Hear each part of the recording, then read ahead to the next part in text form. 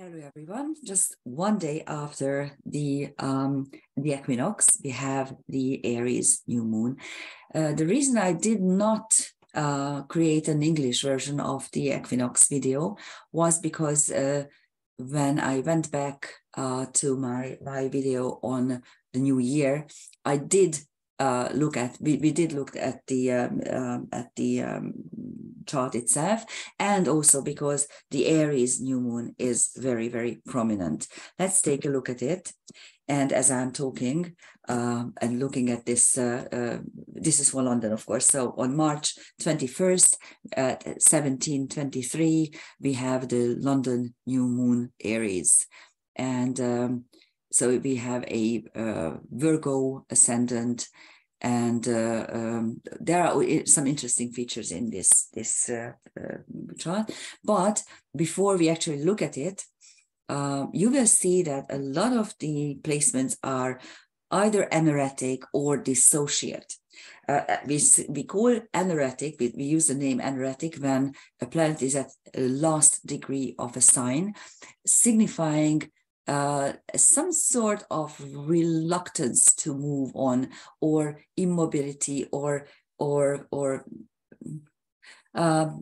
we could use other words as well, but the fact remains that when you have a planet at 29 or 29.5 degrees in your chart, it usually signifies that you weren't able to actually absorb or understand or utilize the energy pattern fully, and this particular planet simply got stuck in its sign where it is, and you weren't able to push it into the next sign, especially when this is a retrograde planet, because then you probably won't even have the chance to move it into this life in progressions.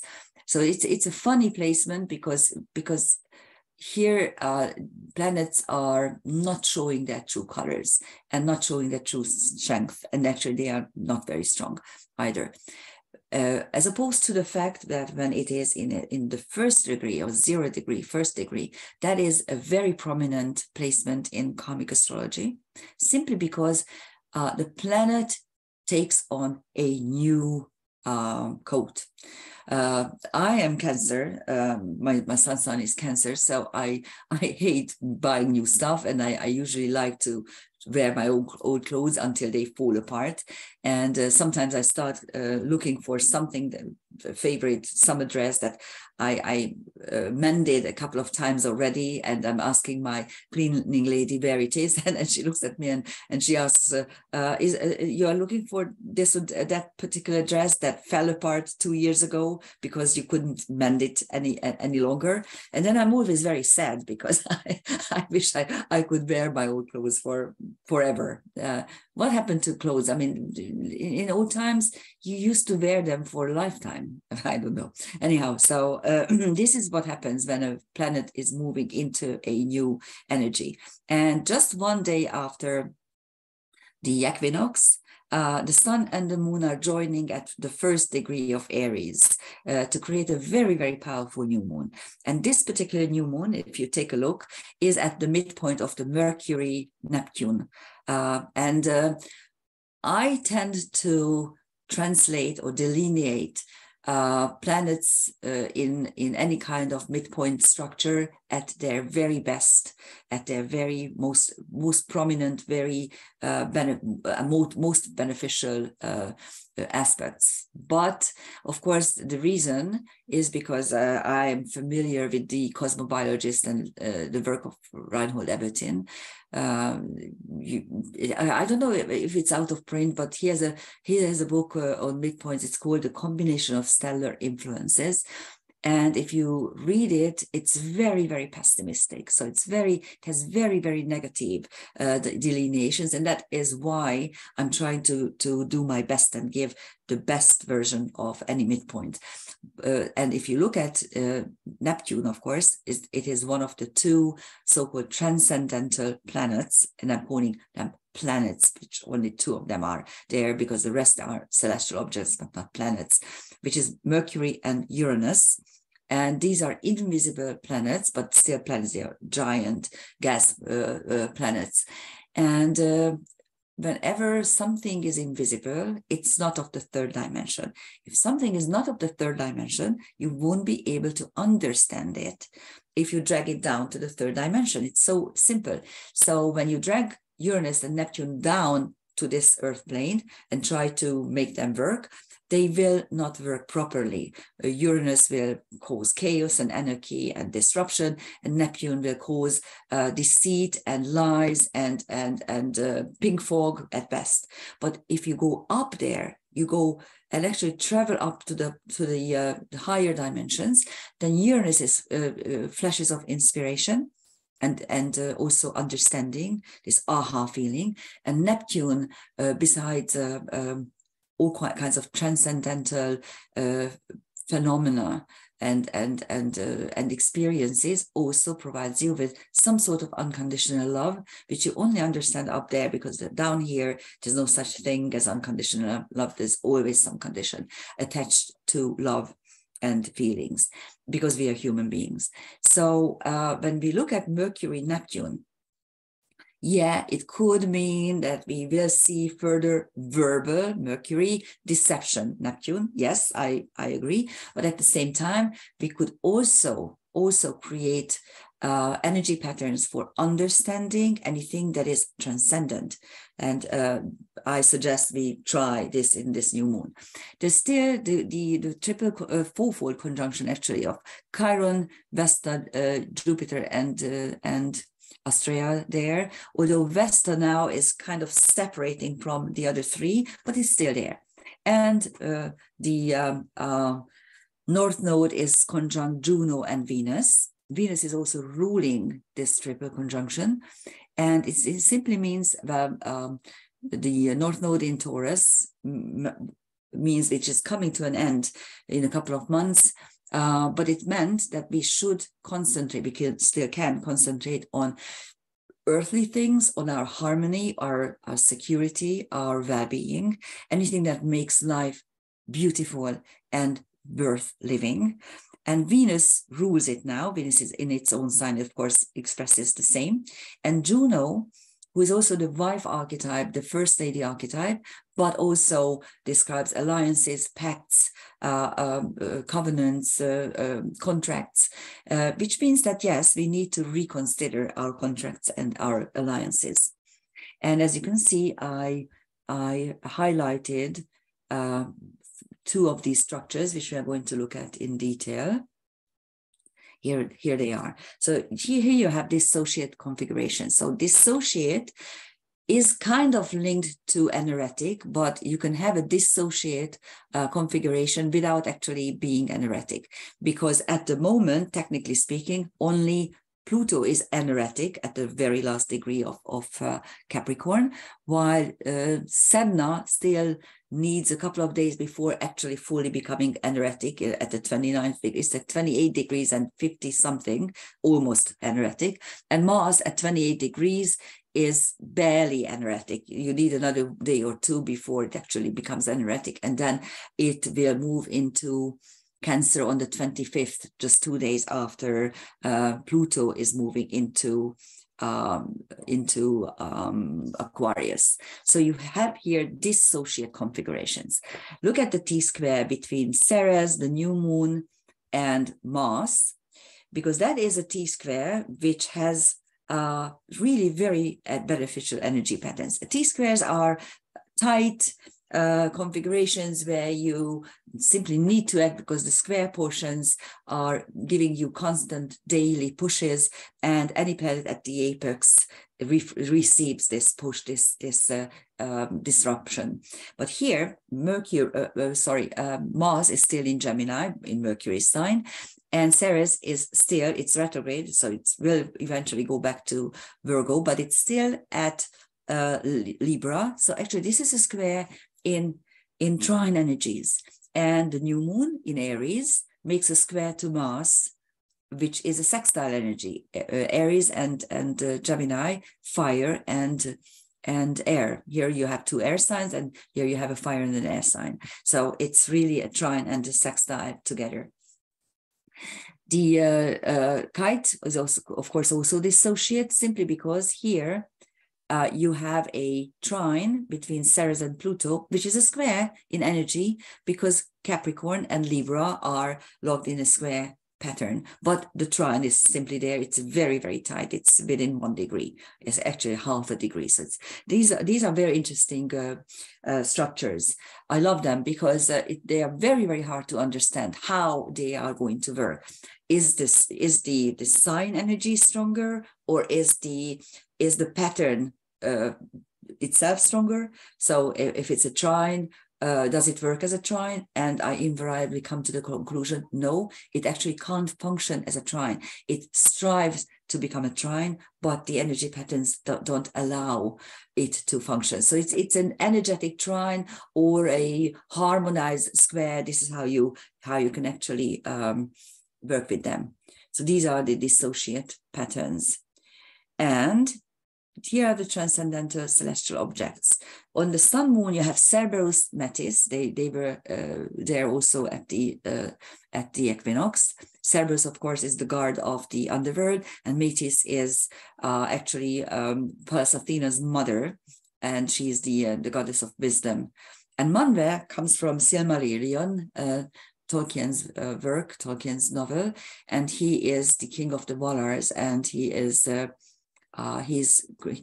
one who created the earth with these animals, and the birds are his servants, and so it's linked to physical creation mainly. And then of Kaitas, which I'm going to show you, which is Beta, the celestial sets. A beta star. We are going to look at it in detail. On Mars, you have chaos. So obviously Mars is linked to chaos at the moment. And yes, if you look around, you see chaos and disruption everywhere. Paris is in flames. Everything is really, so our life as it was, our nice, content, slow European life is down the drain, is pushed down the drain. And we see violence everywhere. And it's really scary, because out of chaos will come a new order. But what sort of order is up to us? Whether we allow this complete control that they are trying to push on us, this Chinese type social point and whatever. So it's really scary, believe me. Anyhow, it has two brilliant stars, Betelgeuse or Betelgeuse and Polaris, which I'm going to show you where they are, and we are going to look at them in detail. On Pluto, you have Eros, creation through desire, and Orius. Orius is a centaur, according to Metamorphosis by Ovid. He's half bear, half human. With his brother, they are man-eating centaurs, but they don't get what's their due punishment, because they are the great-grandchildren of Ares, the war god. And it usually describes mitigated punishment, when you are not being punished simply because of who you are. Now, look at the American administration, let's put it this way, and look at who they are saving and who they are not trying to save. And it's so ridiculous, the whole farce. Anyhow, on Ceres, you have Selene, the moon goddess, Osiris, the lord of the underworld in Egyptian mythology, Dionysus, or states of consciousness, and the supergalactic center, which we talked about a couple of times already, which in karmic astrology denotes, it's one of the key celestial areas. It's the supergalactic center, and it describes dilemmas of nothing is ever enough. So this super hunger of everything. And here is Kaitos, which is the beta set right here. And the whole constellation set, or Cetus, is at a so-called liminal space. Vernal Brady wrote about this in her Starlight newsletter. I believe it was in 2005. You can search it on the net. Unfortunately, he stopped writing these wonderful newsletters, but you can still find the old copies there. And there are liminal spaces on the ecliptic where between two constellations, all of a sudden there is a gap. That's a liminal space. And if you see such a thing, and Set is underneath where Aries ends and Taurus starts. That's the liminal space. It's about maybe 10 degrees or 13 degrees, something like that. And the set is overtaking this position. And since it is below the ecliptic, and of course the set is a deep sea creature, it suggests how our thoughts from the subconscious are emerging. And the alpha star is always the very essence of the constellation, and the beta usually describes the dark side of it. And so Danab Kaitos indicates the negative thoughts that are coming to our subconscious and breaking to the surface. And this is a healing world for such thoughts. When sometimes when all of a sudden you blurt out something or you do something and you don't understand how you could have done this, how this phrase came out of your mouth. And all of a sudden you realize that it's deep down there. If it came out, it must have been there. So that's the healing word for such thoughts and energies. And Betelgeuse is the eastern star, eastern shoulder of Orion. So it's one of the best stars providing unlimited success. And here you are. Here's Mars, which is very out of bounds at 25 degrees 36 north, which means it's on the northern hemisphere. Here's the celestial equator. Here's the ecliptic, and Mars is above the ecliptic by a little bit more than 2 degrees. So it's quite out of bounds. And you can see that both Polaris and Betelgeuse are not on the ecliptic. Betelgeuse is quite close to the celestial equator. So actually the moon can cross over that, or so you will have celestial objects that are conjunct, but at the same time, nothing can be conjunct Polaris because it is the pole star. No planet or no celestial object will move up there. Okay, so that is why I totally agree with Bernadette Brady, who suggested that we should not use the word conjunct in the case of stars. We should use instead aligned. The word aligned expresses that it's on the same degree as a planet, but it cannot be conjunct. So that's something we need to know and understand. And there's also a finger of fate and a dissolved opposition, which kind of creates like a what do you call that in English? Princeps, maybe, I don't know, the thing that we use to actually hold something. Anyhow, so this is the finger of fate, at the apex of which you have Mercury, which means communication, verbal aggression, because it's in Aries. And it's a south node sextile trans-Pluto. And this, to me, suggests that we need to go back and see what we already know. It's so funny because if you look around the world, the craziness that is out there, the total misfunctioning of society and ideas, how the radical left really kind of took over everything that is called intellectual, especially in universities, and people come out totally brainwashed and thinking that yes, when you were born as a woman, you can become a man just because your muscles were taken off your arm and then created a penis. You don't become a man. You don't become a functioning man. And young people are falling for this ridiculous idiocy. Anyhow, so what we used to know for centuries and millennia, all of a sudden we no longer know.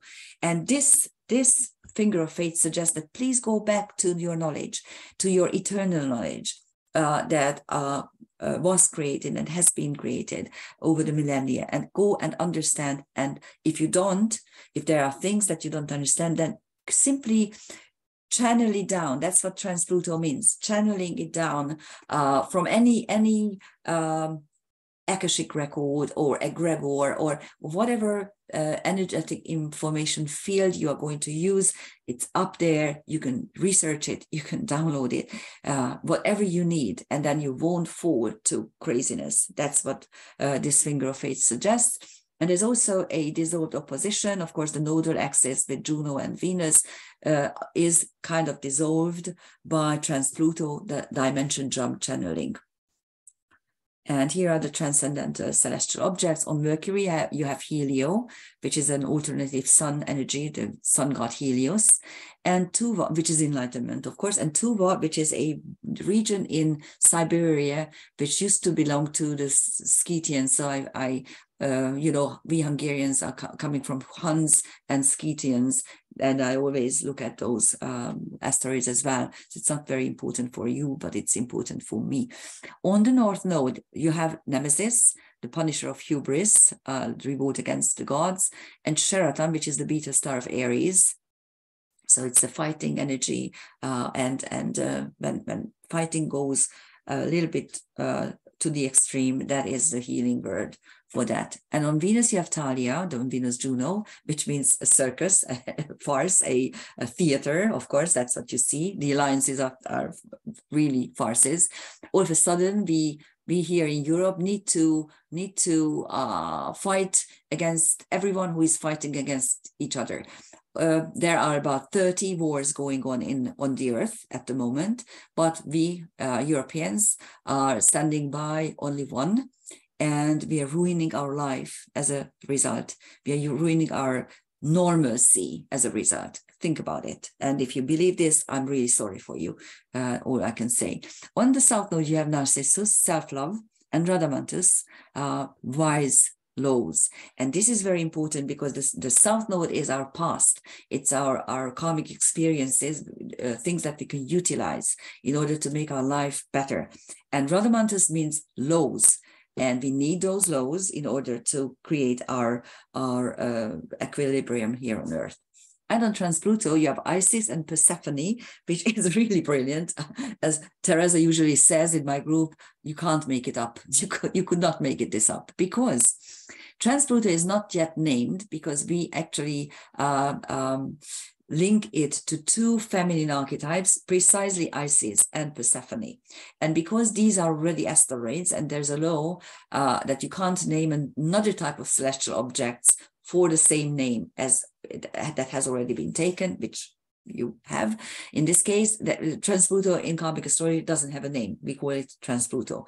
But these are the two figures that we are connecting, or when we delineate Trans-Pluto, these are the two main figures. Persephone is the wife of Hades, who becomes the queen of the underworld, but she also equally loves her mother. So she spends a couple of months up with her in the upper world, and then goes down and governs the underworld where she's queen. And this describes the potential to be in two worlds and to commute between the two worlds freely. So it's some sort of psychopomp energy, but we usually attribute the psychopomp to Mercury, who was the usher of souls. But Mercury, Hermes, went to these realms simply as a messenger. So it's not on his own volition, whereas Persephone does it on her own volition. She goes there because she wants to do that, and she goes back to her husband because that's what she chooses. So the psychopomp label is better used for her, I think. And then Isis, who is the wife of Osiris, who was torn into 14 pieces by Seth, and then thrown all over the world. And then Isis goes and finds these portions, these body parts, puts him together, and they create Horus, the first pharaoh. So both Isis and Persephone describe channeling and also understanding, putting things together. And this is exactly what we need to do at this very disturbing and dangerous moment in time. Okay, so this is it. This is the new moon, very, very close to the equinox. And as new moons are always about new beginnings and commencement and bursting with energy, actually just one day after the whole new year, if you come to think of this, the vernal equinox is the traditional new year, when we start our new life. The new moon on just barely a couple of hours after the commencement of the new year, is really creating a very powerful energy. Utilize it well. Try to create a new life for yourself. We will badly need it.